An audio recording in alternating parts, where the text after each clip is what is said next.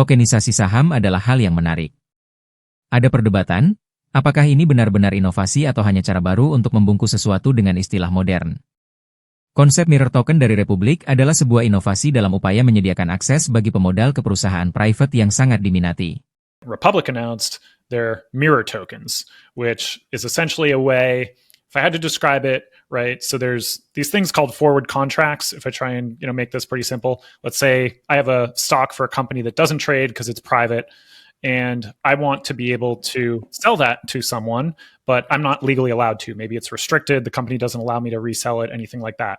It's essentially a separate contract that I would make with another investor to say, if they IPO someday, I will give you the shares. In exchange, you give me the money now.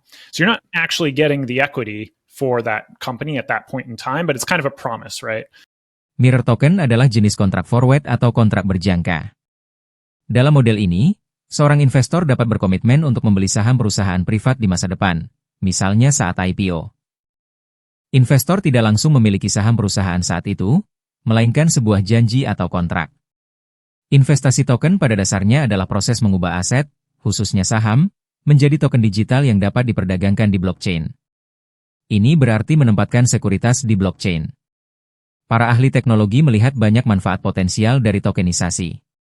Di antaranya, perdagangan berlangsung terus-menerus 24 jam dan 7 hari, dan penyelesaian instan di mana transaksi dapat terjadi kapan saja dan diselesaikan dengan cepat. Tidak membutuhkan perantara. Prosesnya dapat dilakukan tanpa pihak ketiga, yang berpotensi mengurangi biaya dan kerumitan. Kesederhanaan teknis.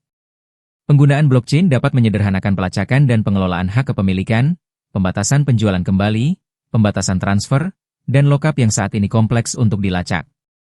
Transparansi dan pencatatan. Ketika semuanya berada di blockchain, ada potensi transparansi dan pencatatan yang lebih baik. Jika saham tertokenisasi dapat diperdagangkan layaknya saham biasa dan mencerminkan nilai aset bersih mereka, maka tokenisasi berpotensi untuk benar-benar meledak dan melupakan semua yang Anda ketahui tentang investasi. Pergeseran penting dalam investasi token adalah pengakuan bahwa tokenisasi dan kripto adalah sekuritas, yang merupakan perbedaan besar dari beberapa tahun lalu ketika ada keraguan apakah aset digital adalah sekuritas atau bukan. The Genius Act baru-baru ini disahkan oleh Kongres dan akan menuju DPR, yang merupakan undang-undang tentang stablecoin, misalnya USDC, yang didukung oleh aset.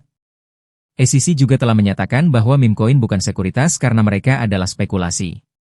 Panelis percaya bahwa tokenisasi adalah sangat future forward dan akan menjadi hal yang umum di masa depan.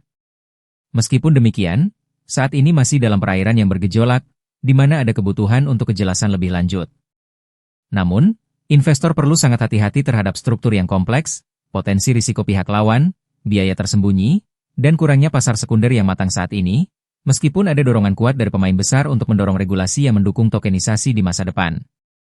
Investor yang sangat berhati-hati, mungkin akan tetap memilih struktur yang lebih tradisional, non-tokenized SPV, hingga ada kejelasan regulasi yang lebih besar dan pasar sekunder yang benar-benar berfungsi.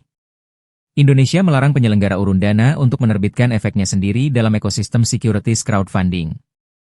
Maka, model operasional mirror token yang diterapkan penyelenggara Republik, di mana Republik adalah penerbit kontrak, akan bertentangan dengan prinsip tersebut.